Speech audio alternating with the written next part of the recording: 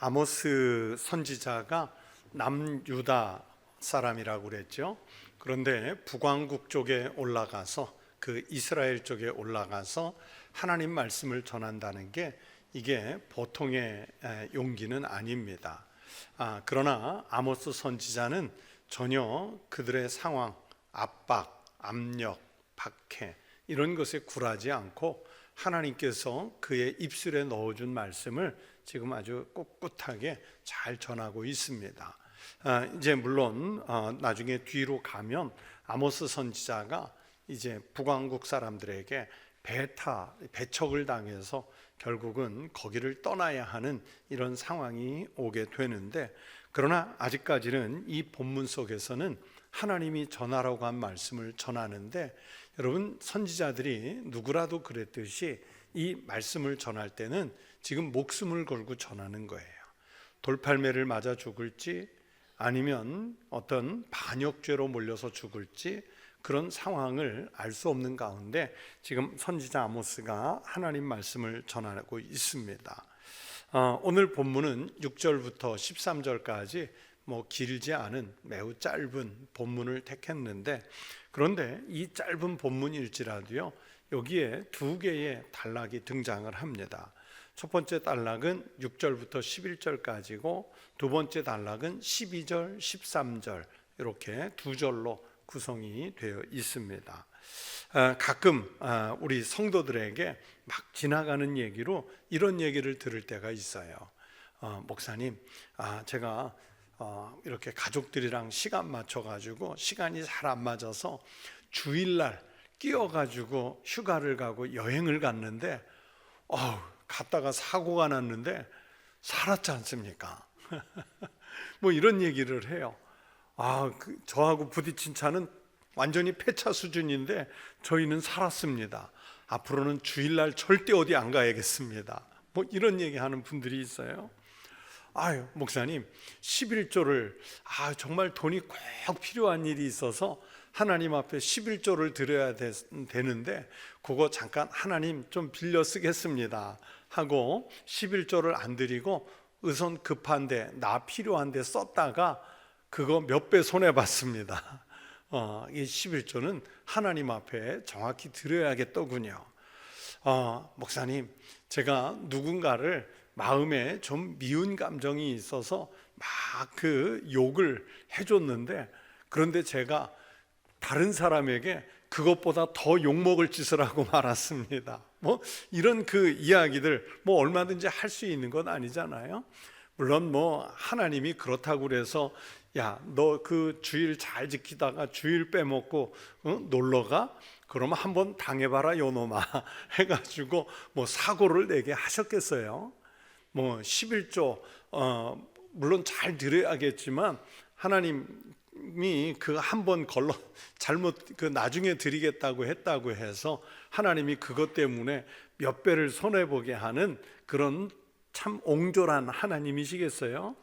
그런 하나님은 아니지만, 그러나 우리가 아무튼 그런 일을 겪었을 때 그래도 그것 때문에 하나님 원망하지 않고 다시는 주일 잘 지켜야겠다, 남 욕하지 말아야겠다, 11조 잘 해야 되겠다, 이런 생각을 그래도 마음속에서 일어나게 했다면 그분은 그래도 좀 신앙이 있는 거예요. 하나님의 뜻을 먼저 살펴보려고 했으니까. 그래서 하나님이 그렇게 하신 것은 아닐지라도 나라도 그런 마음을 먹고 회개할 수 있는 마음으로 돌이킬 수 있었다면 저는 그것 자체가 하나님 은혜라고 믿습니다. 여러분, 하나님은요 그렇게 막무가내로 그냥 건건이 걸어서 심판하시는 그런 분이 아니에요. 그럼 하나님은 별로다가 한 몫에 확 심판하시느냐? 또 그런 분도 아니시겠죠. 하나님이 이스라엘을 심판하시겠다는 말씀을 지금 아모스 선지자를 통해서 계속 하시고 있는데, 단 한 번에 막무가내로 심판하시겠다 그런 뜻은 아니에요.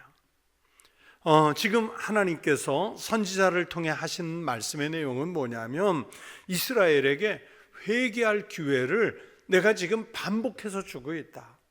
돌아올 수 있는 기회를 반복해서 주고 있다.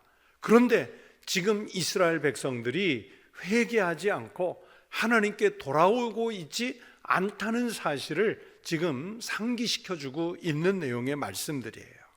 그래서 북왕국 이스라엘 백성들이 하나님이 그렇게 여러 차례 기회를 주셨음에도 불구하고 회개하지 않고 있기 때문에 이제 점점 하나님의 심판이 확정되어 가고 있다 하는 것을 아모스 선지자가 말씀을 통해서 선포하고 있습니다.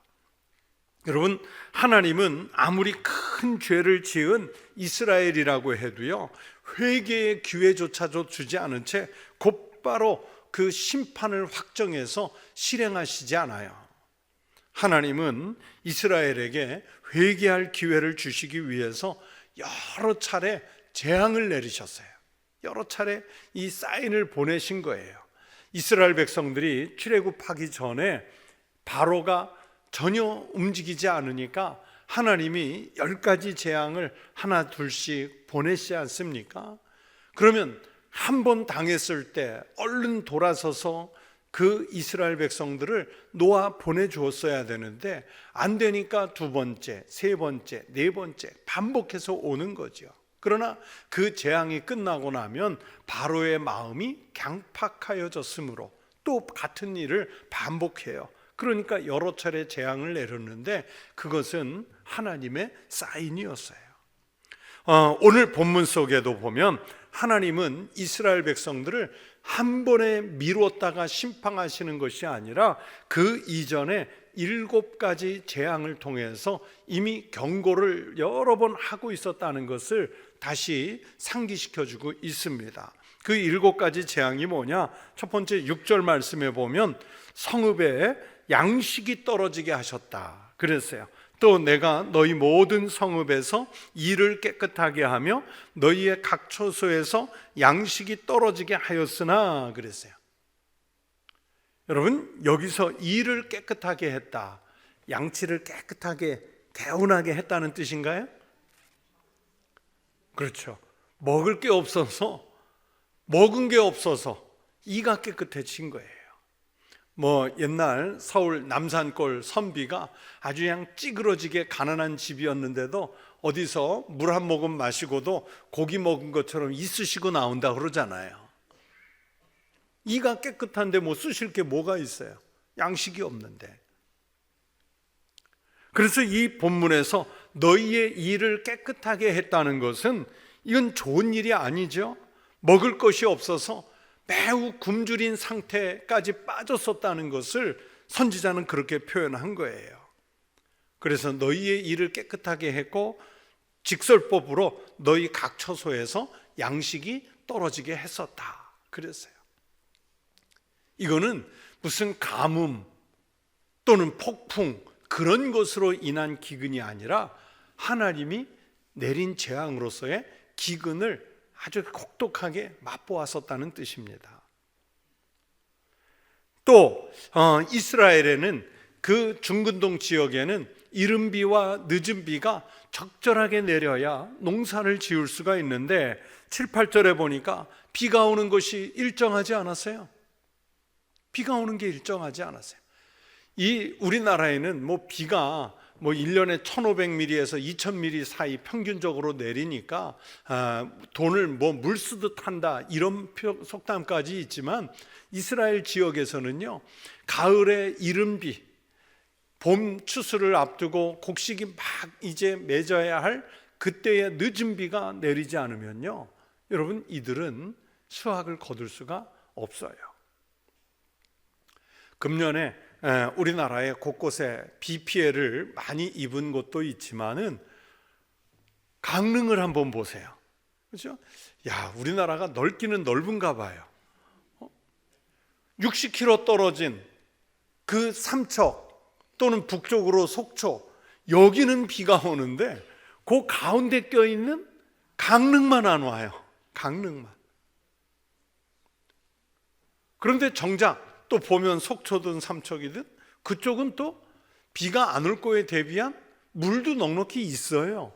근데 거기는 비가 오는데 강릉이 비가 안 와가지고 금년 농사를 다 망쳤대잖아요.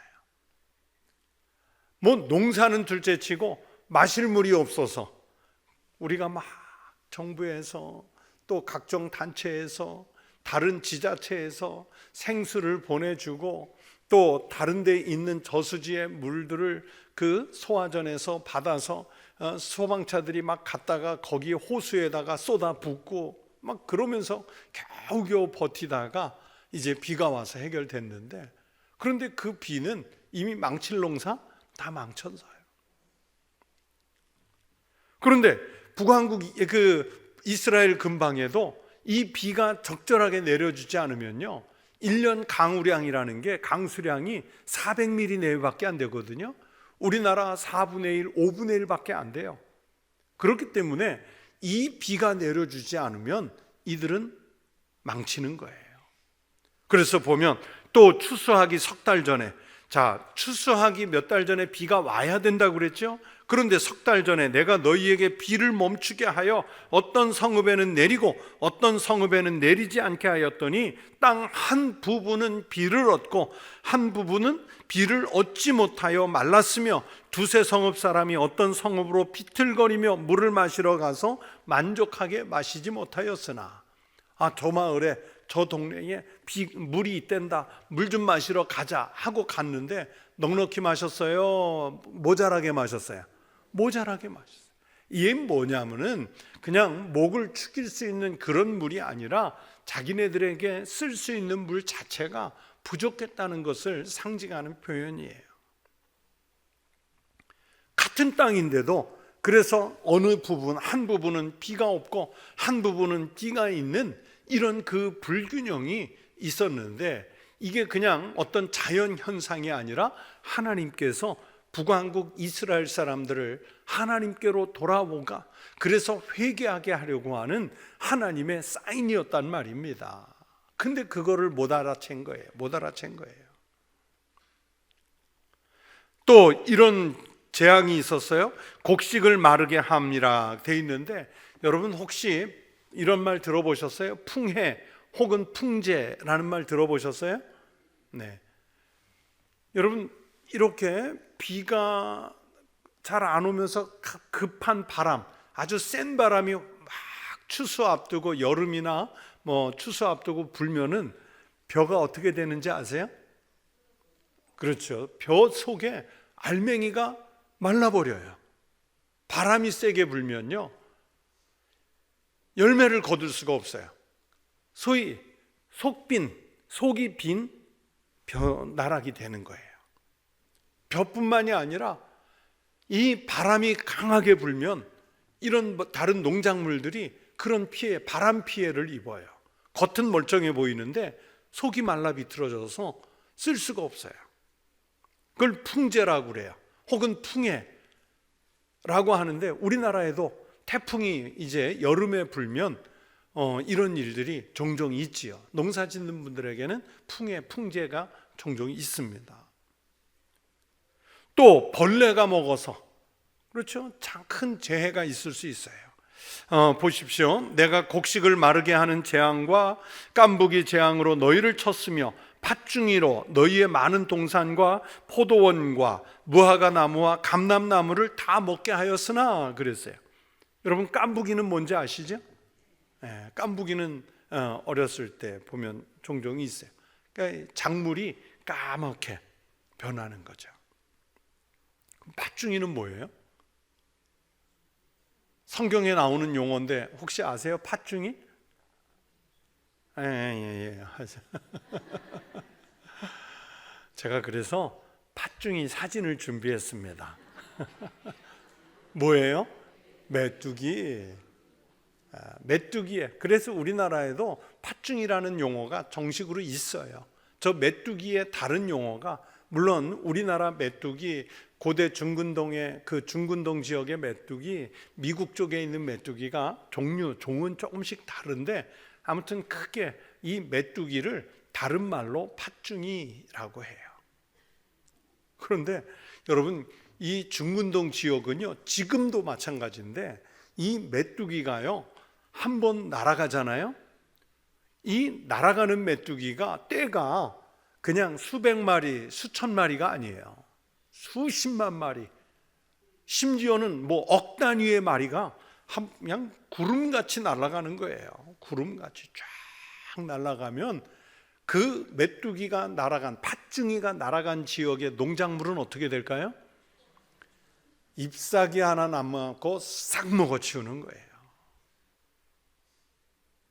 작년인지 재작년인지가는 이 중동 지역에서 출발한 메뚜기 떼가 어디까지 왔냐면 중국까지 왔었어요. 그냥 초토화시키면서 오는 거죠. 우리나라는 아직 이런 메뚜기에 큰 피해를 입지는 않았지만은, 그러나 하나님이 이스라엘에는 이런 재앙을 내렸단 말이에요. 경고, 사인을 보내신 거죠. 또 연병도 내렸고 전쟁의 재앙도 내렸어요. 내가 너희 중에 전염병 보내기를 애굽에 산 것처럼 하였으며 칼로 너희 청년들을 죽였으며 너희 말들을 노략하게 하며 너희 진영의 악취로 코를 찌르게 하였으나, 이 안에는 연병을 얘기해요. 이스라엘 백성들이 애굽에서 나오기 전에 그들에게 큰 전염병을 한번 돌게 하셨던 것 같은 그런 전염병을 북왕국 이스라엘에 하나님이 돌리셨어요. 또 청년들이 칼에 죽었다, 전쟁을 말하는 거죠. 말들을 노략당했다, 전쟁이 일어났다는 얘기죠. 그런데 이스라엘 백성들은 하나님의 징계를 둔감하게 받아들였어요. 지진의 재앙도 있었습니다. 11절에 보면 내가 너희 중에 성읍 무너뜨리기를 하나님인 내가 소돔과 고모라를 무너뜨림같이 하였으므로 너희가 불붙는 가운데서 빼낸 나무 조각같이 되었으나, 뭐 역사적 기록들을 보면 화산이 터진 것은 아니었어요. 그렇다고 뭐 유황불, 소돔과 고모라의 유황불 내리듯이 그런 불이 내린 것은 아니었어요. 그래서 학자들은 대세가 뭐냐면 소돔과 고모라를 무너뜨림 같이 북왕국 이스라엘에 성읍 무너뜨리는 역사가 있었다는 얘기는, 이것은 큰 지진의 재앙이 있었던 것이다, 그렇게 이제 다수설이 그래요. 그래서 얼마나 피폐해졌는지 너희가 불붙은 가운데서 빼낸 나무 조각 같았다. 여러분, 장작을 막 활활 타오다가 중간에 이렇게 한 가지 빼내면 그 나무가 온전한가요? 쉽게 바스러지죠. 약해지죠. 불이 꺼지면 그 타다 남은 재 같은 나무는 약해져요.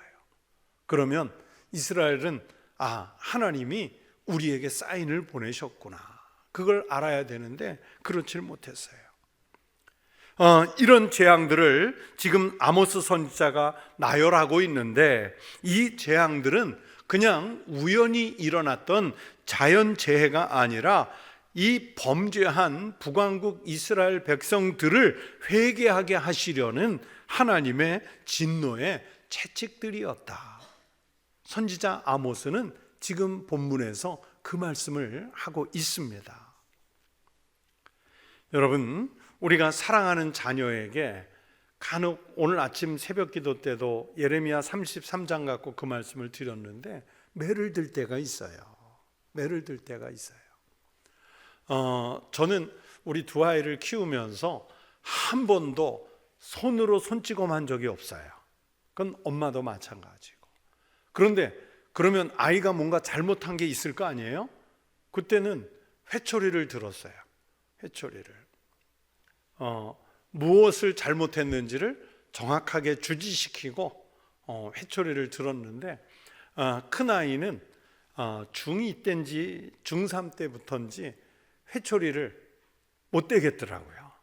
그냥 여자아이가 눈물을 글썽이면서 바라보는데, 이 딸바보 아빠의 마음으로는 아휴, 저걸로 어떻게 때려. 그래, 못 때리겠어요. 아들은 고3까지 맞았어요.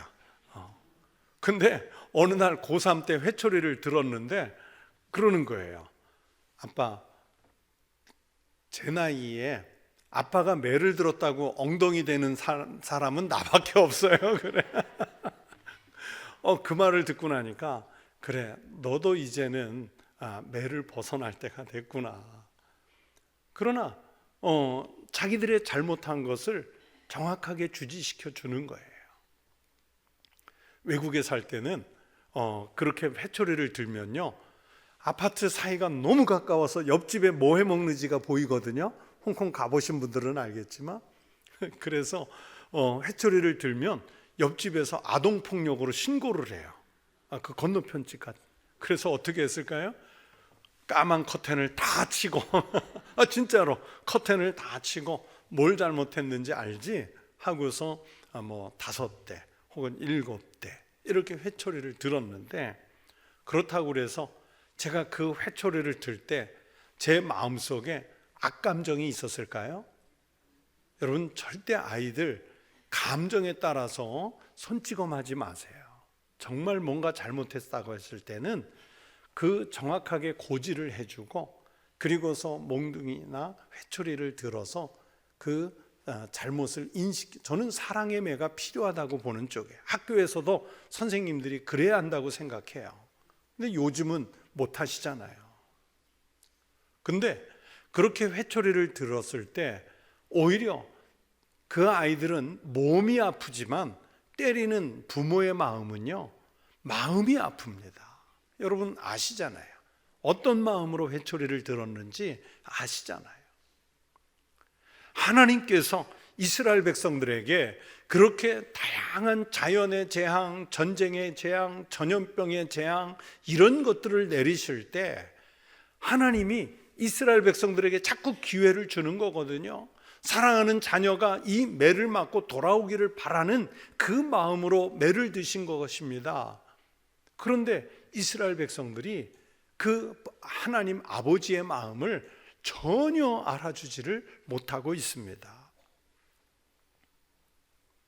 그래서 보세요, 이 본문 속에 이런 징후의 징계의 일을 꼭 7가지를 징계를 얘기했는데, 그러면서 말 끝에 조금 전에 읽어드린 그 말씀들 뒤에 꼭 뭐라고 붙어 있냐면, 너희가 내게로 돌아오지 아니하였느니라. 전염병을 내렸어도 너희가 내게로 돌아오지 않았다. 가뭄이 왔어도 너희가 내게로 돌아오지 않았다. 전쟁이 일어났었어도 너희가 내게로 돌아오지 않았다. 지진이 일어났던 상황에서도 너희가 내게로 돌아오지 않았다. 6절, 8절, 9절, 10절, 11절 무려 5번이나 반복해서 너희가 내게로 돌아오지 않았다 하는 말씀을 계속 하시고 있잖아요. 하나님이 이게 무슨 표현이에요? 하나님은 이스라엘 백성들이 빨리 죄를 깨닫고 하나님에게로 빨리 돌아오기를 바라고 계셨는데, 그런데 너희가 내게로 돌아오지 아니하였다 말씀을 반복하십니다. 이들은 이제 만성이 됐어요. 어떤 심판이 와도 하나님의 뜻을 깨닫지 못해요. 하나님의 경고가 경고로 들리지 않아요. 하나님은 자꾸 회개의 기회를 주셨는데 그들은 그 회개의 기회를 놓치고 있어요. 여러분, 제가 그런 생각을 해봤어요. 잔디밭에 경고라 이름을 붙였는데, 왜 다양한 곳곳에 잔디가 예쁜데 거기에 꼭 뭐가 함께 있죠? 그렇죠. 잔디밭에 들어가지 마시오. 우리나라에서는 잔디밭은 들어가는 데가 아니구나. 그 잔디밭에 들어가지 마시오. 그러면 사람들이 안 들어가나요? 그래도 들어가요. 너무 흔하게 붙어 있으니까 그냥 흔한 줄로 알고, 여기도 그냥 의례적으로 붙인 줄로 알고 또 들어간단 말이에요.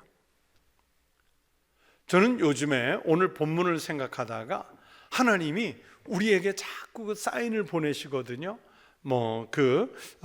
엘니뇨 현상으로, 또는 라니냐 현상으로, 또는 지진으로, 화산 폭발로, 꼭 자연재해가라서가 아니라 이 지구 온난화, 하나님의 창조하신 이 천하 만물을 하나님이 우리에게 잘 보존하라고, 창조 질서를 지키라고 계속해서 이런 자연 현상들로 경고를 하는데, 그런데 사람들은요, 이 경고를 한 귀로 듣고 한 귀로 흘려버려요. 아니 심지어 콧등으로도 듣지 않아요. 아유, 나 때는 괜찮겠지. 나 때는 괜찮겠지.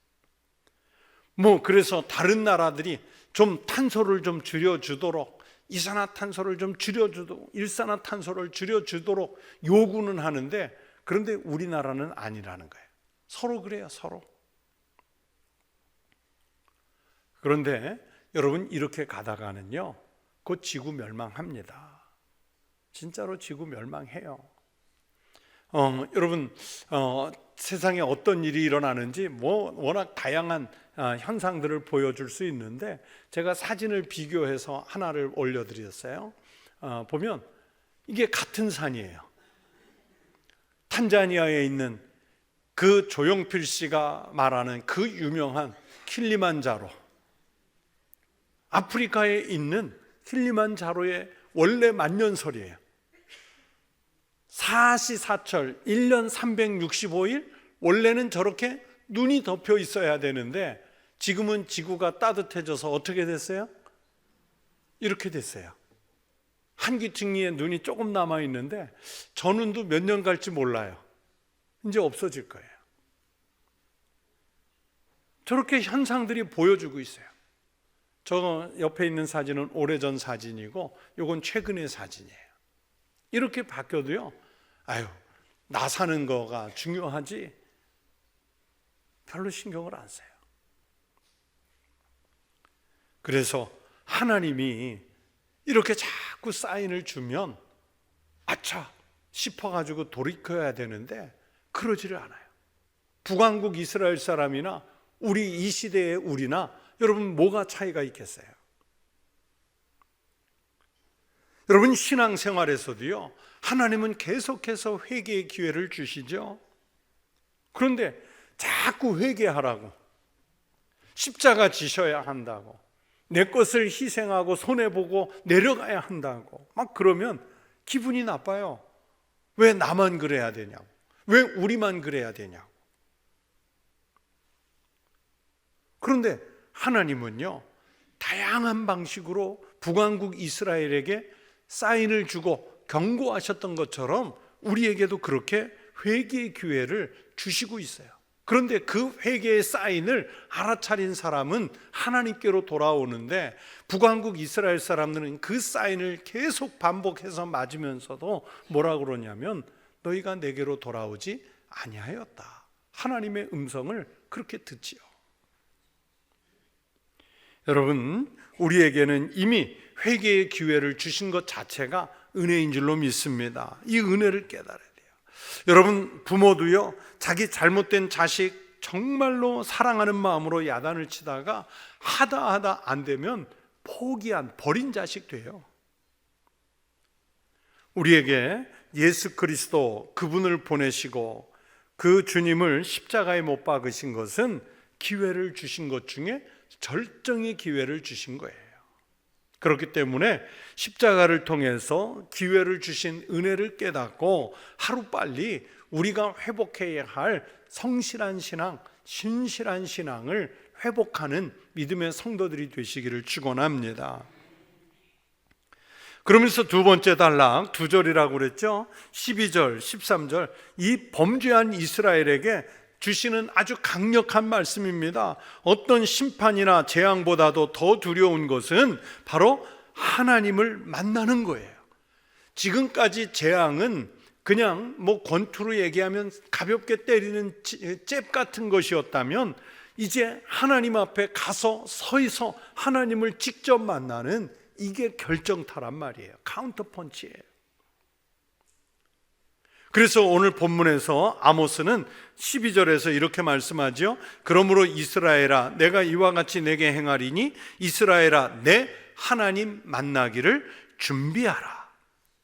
뭘 준비하라고요?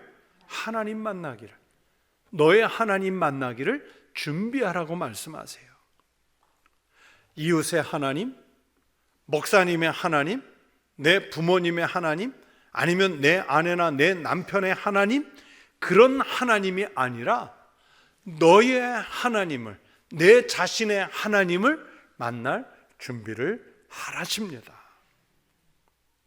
나의 하나님을 만날 날이 가까이 오고 있기 때문에 우리는요, 남은 인생 동안 주님을 만날 준비를 하면서 사셔야 돼요. 우리 인생은 준비의 연속이죠. 준비의 연속이에요. 많은 사람들이 그런 생각을 해요. 초등학교 때 공부하는 것을 시작하면 그 공부를요, 뭘 준비라고 생각하냐면 우리 아이 대학 보낼 준비하는 걸로 초등학교, 중학교, 고등학교를 생각해요. 실제로는 아니거든요. 인생을 좀 더 지혜롭게 풍부하게 살기 위해서 공부를 하는 것인데, 이 부모들의 머릿속에는 대학 갈 준비하는 그 과정으로 생각하는 거예요. 뭐 요즘에 기사에 보니까 그런 얘기가 있어요. 산후조리원 이렇게 좀 좋은데 비싼데 같이 들어간 부모들은 거기서 만나는 그 산모들끼리 나하고 급이 좀 맞나 보다 해가지고 이 아이들 자랄 때까지도 좀 급이 맞는 사람끼리 같이 자라게 해야겠다 해가지고 산후조리원 동기 모임이 있대요. 진짜로 제가 그냥 신문에서 읽은 게 있어요. 세상에 무슨 학교, 대학, 회사 이런 동기도 아니고요, 산후조리원 동기 모임도 있대요. 애들이 만들었나요? 부모가 만든 거예요. 부모가 뭐 5살, 6살짜리 아이들 유명한 영어 유치원 들어가는 영어고시 본다고 그러잖아요. 영어고시. 그래가지고 그 영어고시 봐가지고 같이 다니는 아이들끼리 또 맺어주는 거예요. 동기 모임 묶음으로, 모둠으로 묶어주는 거예요. 목적을 어디에 두고? 대학 입학. 그런데 여러분, 그러면 대학 입학하고 나면, 좋은 대학교 입학하고 나면 모든 게 끝나든가요? 아니에요. 그러고 나면 또 취업 준비가 기다리고 있죠. 또 그러고 나면 결혼 준비가 기다리고 있죠. 승진 준비가 기다리고 있죠. 그러다가 중년이 되면 노년 준비해야죠. 또 여러분, 죽을 준비는 하고 계세요? 얘가 한 분밖에 없네요. 죽을 준비도 해야 돼요. 그렇게 평생을 우리는 준비하면서 살아요. 운동을 할 때 여러분 정말 중요한 게 준비 운동이죠. 스트레칭이라고 그래서 몸을 풀어서 유연하게 해줘야 돼요. 그래야 실력을 발휘할 수 있을 뿐만 아니라 자기 자신의 몸을 부상을 방지하고 잘 감당할 수 있어요. 그래서 프로 운동 선수들은 시합 전과 시합 끝난 후에 마무리 운동까지 아주 열심히 정해진 룰에 따라서 그 스트레칭을 꼭 하죠. 운동을 하든 공부를 하든 결혼을 하든 노후를 준비하든 죽음을 준비하든 모든 것이 다 준비하는 기간에 포함되는데, 여러분, 우리의 신앙생활의 전 과정은 그러면 어디에 귀결이 되느냐? 하나님을 만날 준비를 하는 것으로 모여집니다. 그런데 우리는 과연 하나님 만날 준비를 제대로 하고 있느냐? 예배 시간 잘 지켜서 교회 와서 앉아만 있으면 그러면 하나님 만날 준비는 그냥 다 끝납니까? 지난주에 1절부터 5절까지 본문 앞에 말씀드렸잖아요. 저들은 여러분 하나님 앞에 제물 드리는 걸 열심히 했어요. 11조를 사흘마다 드렸어요. 저들이 제단의 앞에 나아가 제사 지내는 일을 열심을 냈어요. 여러분 11조 1년에 한 달에 몇 번 하세요? 매일 아침 하나님 앞에 희생 제물을 드리나요? 그런데 북왕국 이스라엘 사람들이 그렇게 했대잖아요. 매일 아침 희생을 드리고 사흘마다 11조를 드리고. 그런데 선지자가 볼 때는, 아모스가 볼 때는 하나님 만날 준비가 됐습니까? 안 됐습니까? 안 됐어요. 그러면 그 북왕국 이스라엘이나 남왕국 유다 사람들하고 비교할 때 우리가 뭐 11조를 매일 드립니까? 감사의 제물을 매일 드립니까? 시간 정해 겨우 나와 예배 드리는 이 모든 것으로 하나님 만날 준비가 됐는가요? 선지자는 그런 겉으로 드러난 행위가 아니라 내 심령의 삶 속에 과연 하나님 보시기에 적합한 삶을 살고 있느냐? 여러분, 메시지를 들으면서도요, 우리는 차일피일 미루죠. 가진 핑계로 하나님 만나려고 하지를 않습니다. 제가 대학교 다닐 때 재밌게 읽었던 소설 중에 서울예수라는 소설이 있었어요. 나중에 80년대 영화로도 만들어졌는데 흥행에 대참패를 했어요. 기독교인들도 거의 안 보는 영화였는데, 그런데 그 소설이 풍자하고 있는 게 있어요. 시작하는데 어느 날 예수님께서 큰 교회에 나타나셨어요. 이렇게 허름한 복장을 하고 큰 교회 마당을 들어오시니까 그 교회 경비랑 몇 사람이 여기 들어오시면 안 된다고 나가시라. 근데 누구시냐고, 왜 이렇게 막무가내로 들어오시려고 하느냐 그랬더니 내가 예수요 그랬더니 이 경비원들이랑 화들짝 놀라가지고 담임 목사님께 연락을 한 거예요. 목사님, 예수라는 분이 지금 교회 마당에 와 있습니다. 그랬더니 이 담임 목사님이 그냥 기름 번지르 해가지고 양복 입고 탁 뛰어내려와서 예수님 여기를 왜 오셨냐고, 왜 오셨냐고, 하늘에 그냥 계시면 우리가 알아서 예배 시간 잘 지키고 우리가 알아서 헌금 시간 잘 할 텐데 빨리 하늘로 올라가시라고, 그러면서 예수를 밀어내는 거예요. 이제 일종의 풍자 소설이었는데 맞잖아요. 주님, 제가 수요 예배, 새벽 기도회, 금요 기도회, 주일 낮 예배, 저녁 예배 알아서 예배 드릴 테니까 가서 제가 부르면 가끔 보이셨다가 빨리 가십시오. 빨리 가십시오. 우리는요, 하나님을 만나지 않기 위해서 가진 핑계를 대요. 하나님 안 만나려고. 그런데요, 여러분, 그러다 갑자기 우리가 주님을 만나게 된다면 우리가 어떻게 될까? 우리가 어떻게 될까? 우리 신앙의 자세는 언제나 코람데오, 하나님 앞에서, in front of God, 하나님 면전에서 하나님 앞에 단독자로 설 날이 곧 온다는 것을 우리가 알아야 됩니다. 지금 이렇게 두 눈 뜨고 앉아있지요. 하나님이 언제 우리를 하나님 앞에서 만나실지 모르기 때문에 그 준비를 하고 살아야 돼요. 여러분, 우리가 대통령을 만난다 한번 생각해 보세요. 그러면 의전팀이 그 전에 다 준비를 시켜요.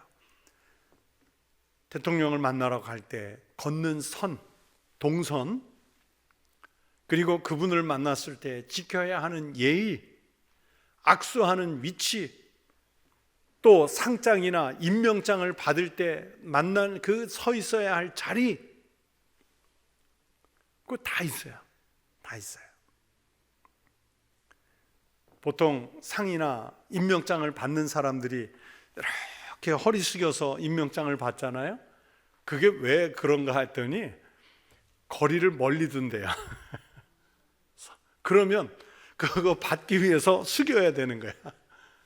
그것까지 요즘은 좀 덜한데 옛날에는 그랬대요.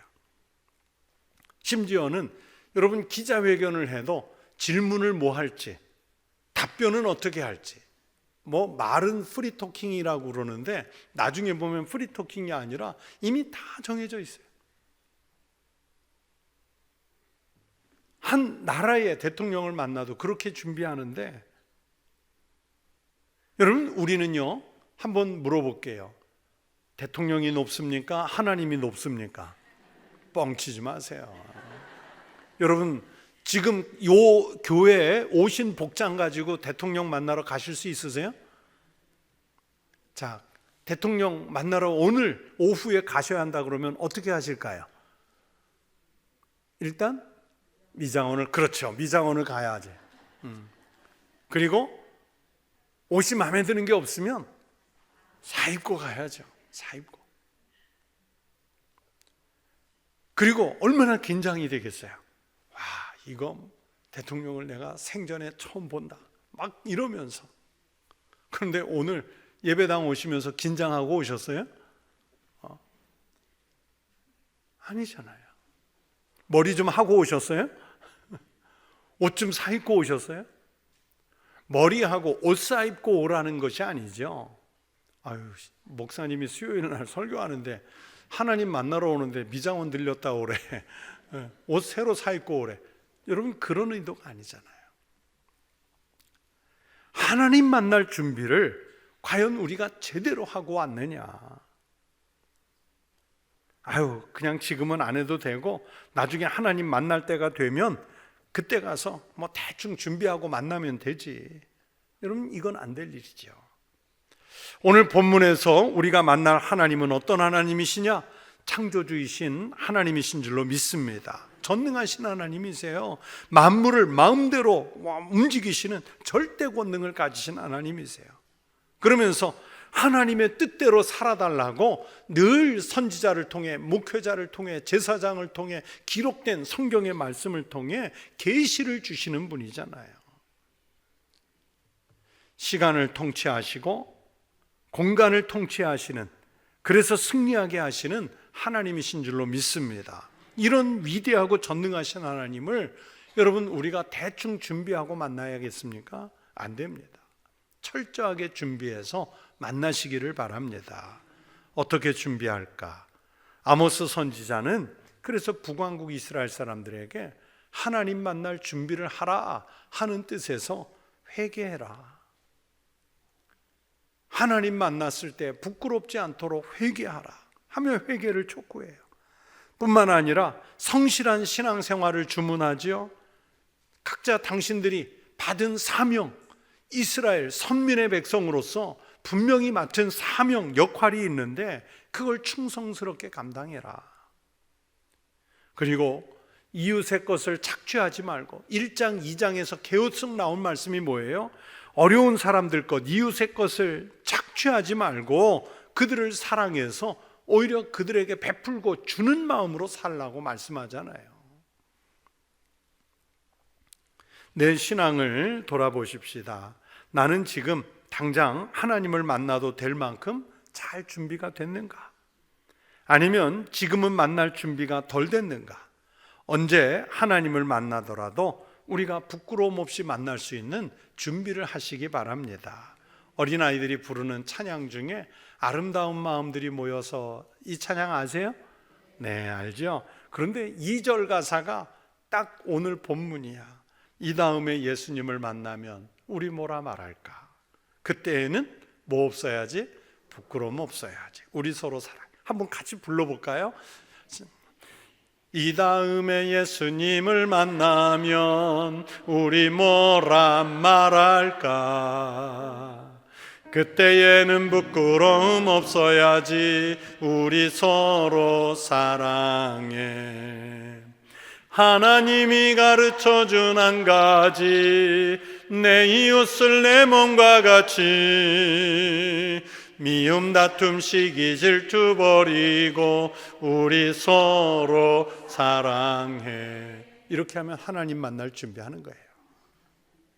우리 어린아이들이 이렇게 찬양하듯 우리의 삶으로 늘 하나님 만날 준비를 하고 살아가시기를 주의 이름으로 축원합니다. 기도하겠습니다. 하나님 아버지, 감사드립니다. 우리는 나름 신실한 신앙의 삶을 산다고 하지만 북왕국 이스라엘 백성들보다 훨씬 더 못한 그런 신앙의 때를 보내고 있으니 주님, 우리의 죄악을 용서해 주시고 하나님의 큰 진노의 징계를 맞기 전에 우리가 먼저 깨어 하나님께서 말씀하시는 그 말씀을 준행하여 하나님 만날 준비를 제대로 하고 살아가는 거룩한 성도가 되게 하여 주시옵소서. 하나님을 높이 찬양하고 하나님 말씀을 헤아려 그 뜻대로 살며 우리 주위에 정말 난감한 상황에 놓여 있는 우리의 어려운 사람들에게 베풀고 나누며 살아갈 수 있는 믿음의 용기를 더하여 주시옵소서. 이 시간 주님께 귀한 예물을 드린 손들이 있습니다. 추수 감사주일 예물을 드리고 또 하나님의 뜻에 부합하여 작정하고 서원한 예물을 드리오니 받아 주시옵소서. 드린 손에 그 가정과 일터에 큰 것으로 채워 주시옵소서. 예수님 이름으로 기도하옵나이다. 아멘.